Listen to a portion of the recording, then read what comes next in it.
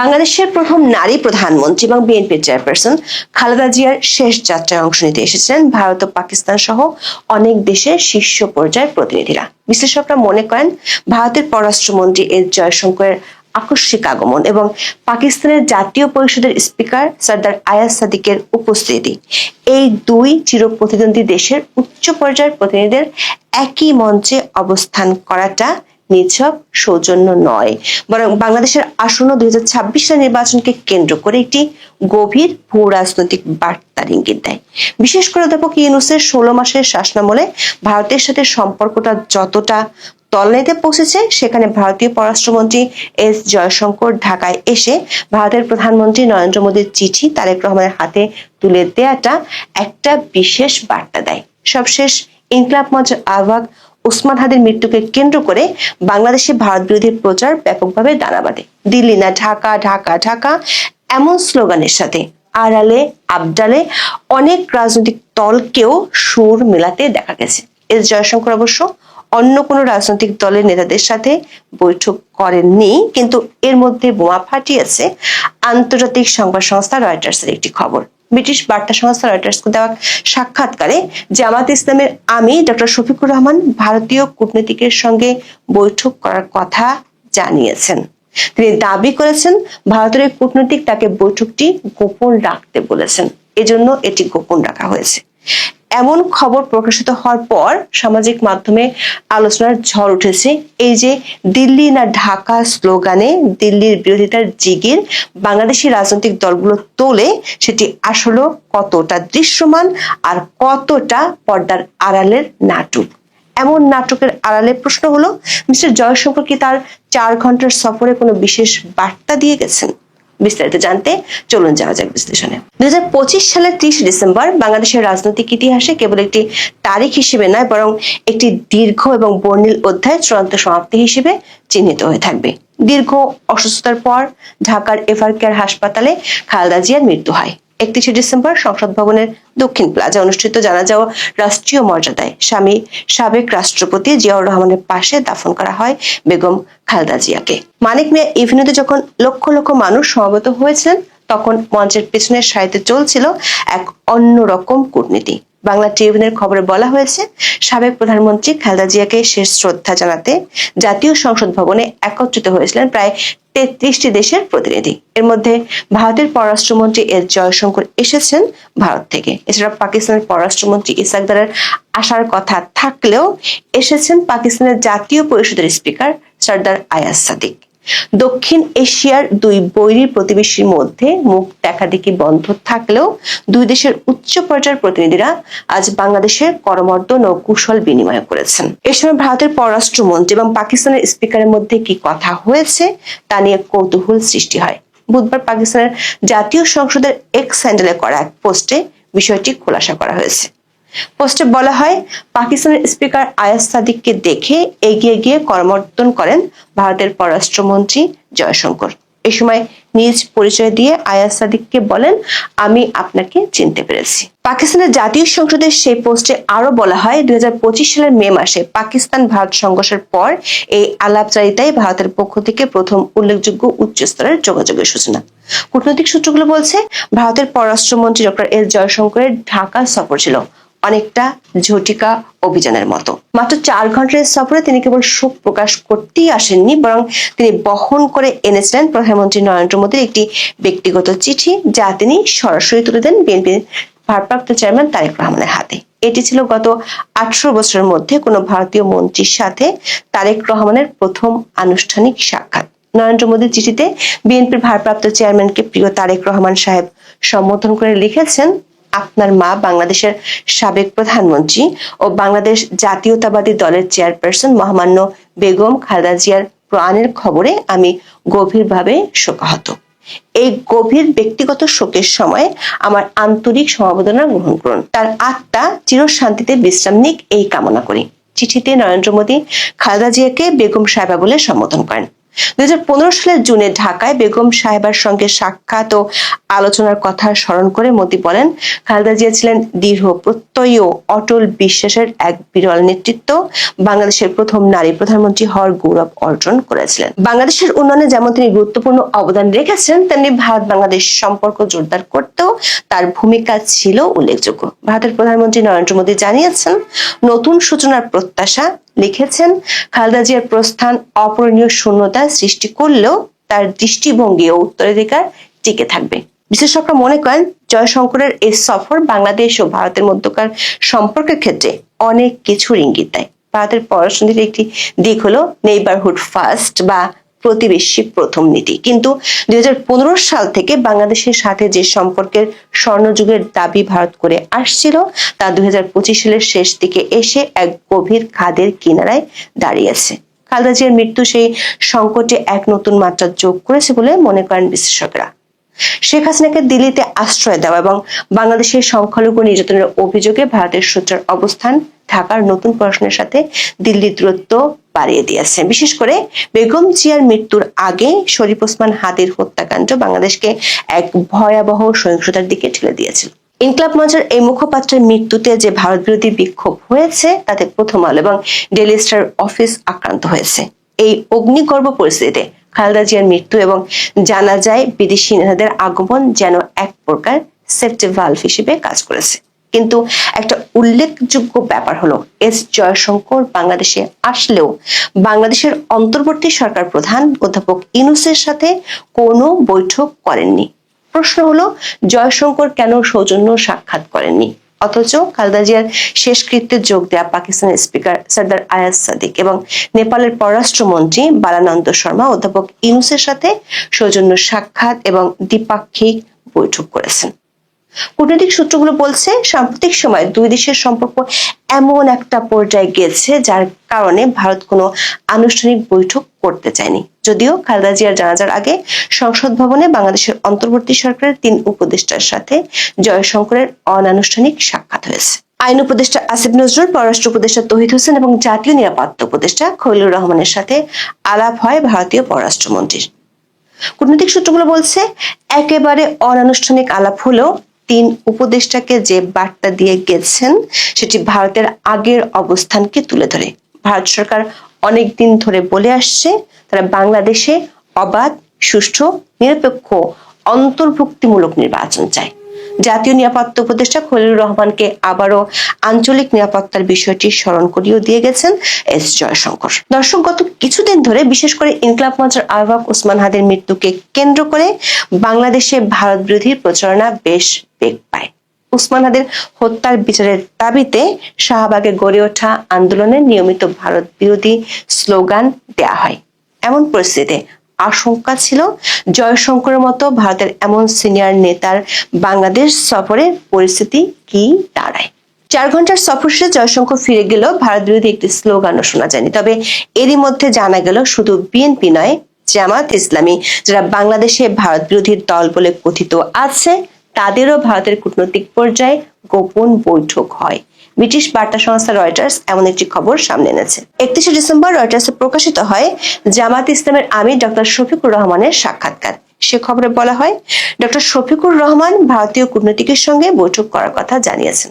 তিনি নিশ্চিত করেন, চলতি বছরের শুরুতে একজন ভারতীয় কূটনীতিকের সঙ্গে তার বৈঠক হয়েছে। তবে অন্য দেশের কূটনীতিকরা প্রকাশ্যে দেখা করলেও ভারতীয় প্রতিনিধি বৈঠকটি গোপন রাখার অনুরোধ করেছিলেন বলে তিনি উল্লেখ করেন। কেন এমন গোপন বৈঠক, তার যৌক্তিকতা তুলে ধরেছেন ডক্টর শফিকুর রহমান। বলেন, আমাদের সবার জন্য উন্মুক্ত হতে হবে, পারস্পরিক সম্পর্কের উন্নয়নের কোনো বিকল্প নেই। রয়টার্স বলছে, ভারতের পররাষ্ট্র মন্ত্রণালয় এ বিষয়ে তাৎক্ষণিক কোনো মন্তব্য না করলেও ভারতীয় সরকার একটি সূত্র রয়টার্সকে নিশ্চিত করেছে যে তারা বাংলাদেশের বিভিন্ন রাজনৈতিক দলের সঙ্গে যোগাযোগ রক্ষা করছে। সাক্ষাৎকারে ভারত ও পাকিস্তানের সঙ্গে সম্পর্কের বিষয়ে জামাত ইসলামের অবস্থান তুলে ধরেন শফিকুর রহমান। শেখ হাসিনার পতনের পর ভারতের সঙ্গে বাংলাদেশের সম্পর্কের টানাপোড়েন নিয়ে উদ্বেগ প্রকাশ করে তিনি বলেন, শেখ হাসিনার ভারতে অবস্থান করাটা সম্পর্কের ক্ষেত্রে একটি বড় বাধা। দর্শক, কূটনৈতিক পর্যায়ে প্রতিবেশী যে কোনো দেশের সাথে ভালো সম্পর্ক স্থাপনের তাগিদ সবসময় দেওয়া হয়, কিন্তু বাংলাদেশ ও ভারতের অভ্যন্তরে পরস্পর বিরোধী রাজনীতি নিয়ে ভোটের মাঠ দখলের চেষ্টা করা হয়, অথচ পর্দার আড়ালে চলে গোপন বৈঠক। জামাতে আমিরের এমন গোপন বৈঠকের খবর প্রকাশের পর সামাজিক মাধ্যমে বিষয়টি নিয়ে বেশ আলোচনার জন্ম দিয়েছে। প্রশ্ন উঠেছে, দিল্লি না ঢাকা, ঢাকা ঢাকা বলে যারা রাজনীতির মাঠ গরম করে তাদের এখন প্রতিক্রিয়া কি হবে? এমনকি বর্তমান অন্তর্বর্তী সরকারের কয়েকজন উপদেষ্টা ভারত বিরোধী মন্তব্য করে জনপ্রিয় হওয়ার চেষ্টা করেন, আর সরকার সমর্থকরা তো সেভেন সিস্টার্সকে ভেঙে চুরে একাকার করার হুমকি দিয়ে ভোটের মাঠে জেতার উপায় খুঁজছেন। কিন্তু গোপন বৈঠকের খবর ফাঁস হওয়ার পর যখন কোনো প্রতিক্রিয়া দেখা যায় না, তখন প্রশ্ন উঠতেই পারে, পর্দার আড়ালের রাজনীতি দেশের জন্য কতটা সুফল বয়ে আনতে পারে। দর্শক, ইংরেজি নতুন বর্ষের শুরুতে প্রথম প্রহরে আপনাদের সবাইকে শুভ নববর্ষ। ইংরেজি নতুন নববর্ষের শুভেচ্ছা জানিয়ে আজকের এই মধ্যরাতের আলোচনা শুরু করছি, যেখানে বেশ চাঞ্চল্যকর একটা খবর বেরিয়ে এসেছে রয়টার্সের একটা সাক্ষাৎকার প্রতিবেদনে।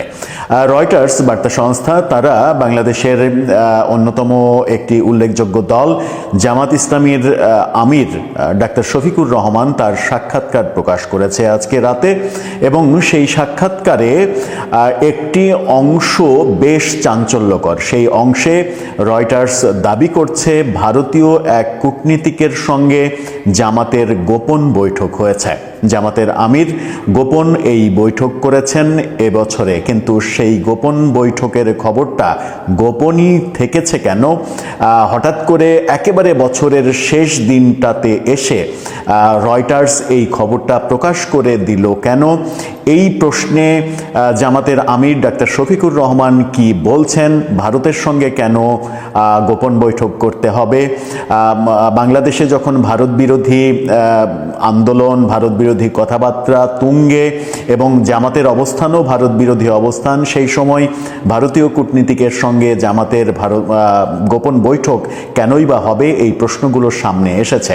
রয়টার্স যেমন এই খবরটা করেছে, তেমনি রয়টার্সকে উদ্ধৃত করে বাংলাদেশের প্রায় সকল গণমাধ্যমে রাতে এই খবরটা দেয়া শুরু করেছে।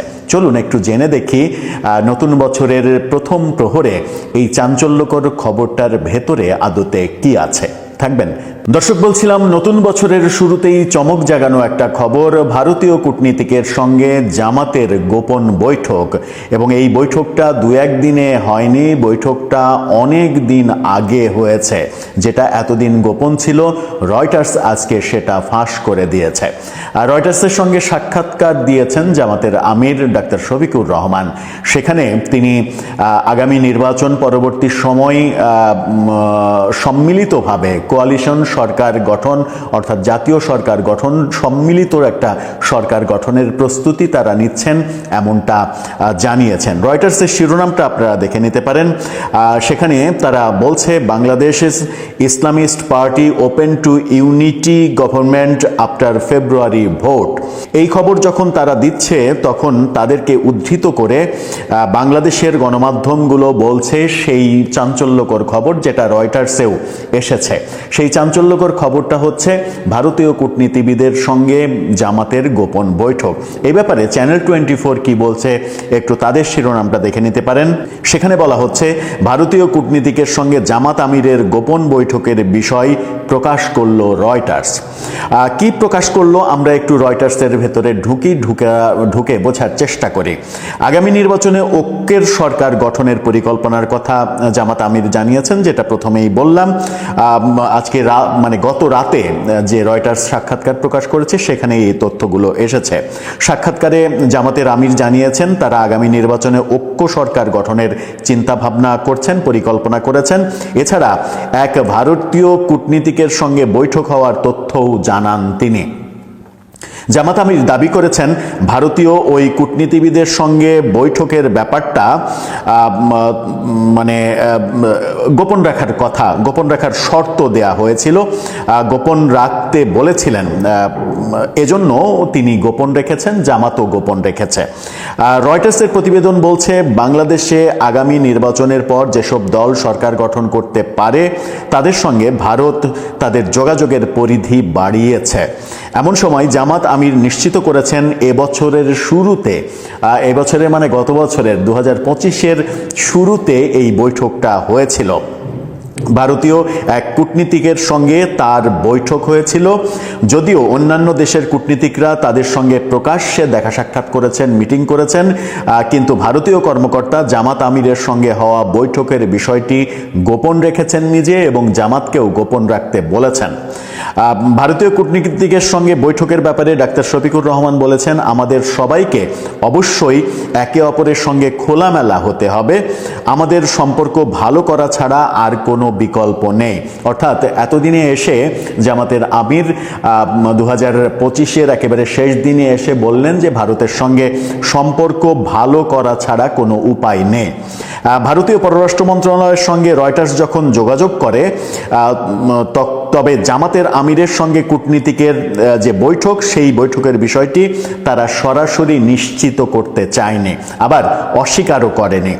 ভারত সরকারের একটি সূত্র বলছে তারা বাংলাদেশের বিভিন্ন দলের সঙ্গে যোগাযোগ করছে। এটা একটা নিয়মিত ব্যাপার তাদের, এভাবেই তারা ব্যাপারটা প্রকাশ করতে চেয়েছে। সরাসরি তারা স্বীকার করেনি, আবার অস্বীকার করেও বলেনি যে জামাতের সঙ্গে কোনো ধরনের কোনো বৈঠক হয়নি। পাকিস্তানের সঙ্গে ঐতিহাসিক সম্পর্ক যেটা, সেই ব্যাপারে জিজ্ঞাসা করলে জামাতের আমির বলেছেন, আমরা সবার সঙ্গে ভারসাম্যপূর্ণ সম্পর্ক রাখতে চাই। আমরা কোনো একটি নির্দিষ্ট দেশের দিকে ঝুঁকে পড়তে চাই না, আমরা সবার সাথেই ভালো সম্পর্ক তৈরি করতে চাই। পাকিস্তানের প্রসঙ্গটা তিনি এভাবেই এড়িয়ে গেছেন। চাঞ্চল্যের সৃষ্টি হয়েছে ভারতীয় কূটনীতিকের সঙ্গে জামাত আমিরের গোপন বৈঠকের ব্যাপারটা। এই গোপন বৈঠকে কি আলোচনা হয়েছে, তাদের মধ্যে কি কথা হলো? এই কথা কি আগামী নির্বাচনে সরকার গঠন প্রক্রিয়া নিয়ে কথা? ভারত কি জামাত কিংবা জামাতের যে জোট, এখন 11 দলীয় জোট তাদের, সেই জোটের দিকে এক ধরনের গ্রিন সিগন্যাল দিয়েছে?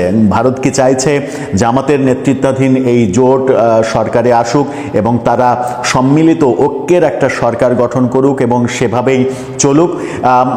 জামাতের জোটে আমরা দেখেছি এনসিপি যুক্ত হয়েছে। কদিন আগেই এনসিপি নেতা হাসনাত আবদুল্লাহ বলেছেন ভারতের 7 সিস্টার ভারত থেকে আলাদা করে দেবেন, বিচ্ছিন্ন করে দেবেন। ভারতীয় বিচ্ছিন্নতাবাদীদের অর্থাৎ সন্ত্রাসী গ্রুপকে বাংলাদেশে আশ্রয় দেওয়া হবে যেন ভারতের ক্ষতি করা যায়। এই ধরনের মারাত্মক কথা কিন্তু বলেছিলেন। এখন তারা একজোটে। এরকম মন্তব্যের পরেও ভারত কি এই জোটের ওপরে আস্থা রাখবে? আদতে কি হতে চলেছে, কি হচ্ছে? ভারতের পক্ষ থেকে রয়টার্সকে বলা হচ্ছে যে আমরা বাংলাদেশের সব দলের সঙ্গে যোগাযোগ রাখছি। সব দলের সঙ্গে যোগাযোগ রাখাটা কি, ব্যাপারটা কি খুব স্বাভাবিক মনে হচ্ছে নাকি আপনার কাছে অস্বাভাবিক মনে হচ্ছে? যখন আমরা বিএনপির ভারপ্রাপ্ত চেয়ারম্যান তারেক রহমানের ফেরা দেখলাম এবং সেই ফেরার প্রেক্ষাপটে নানা দিকে আলোচনা হতে দেখলাম যে ভারতের সঙ্গে একটা সমঝোতা বিএনপির হয়ে গেছে এবং ভারতীয় একটি পত্রিকায় মির্জা ফখরুল ইসলাম আলমগীর যে সাক্ষাৎকার দিয়েছিলেন সেখানে ভারত সম্পর্কে পজিটিভ কথা বলেছিলেন। এই ব্যাপারগুলো একটা ইঙ্গিত দেয় যে ভারতের সঙ্গে বিএনপির একটা সমঝোতা হয়তো হচ্ছে।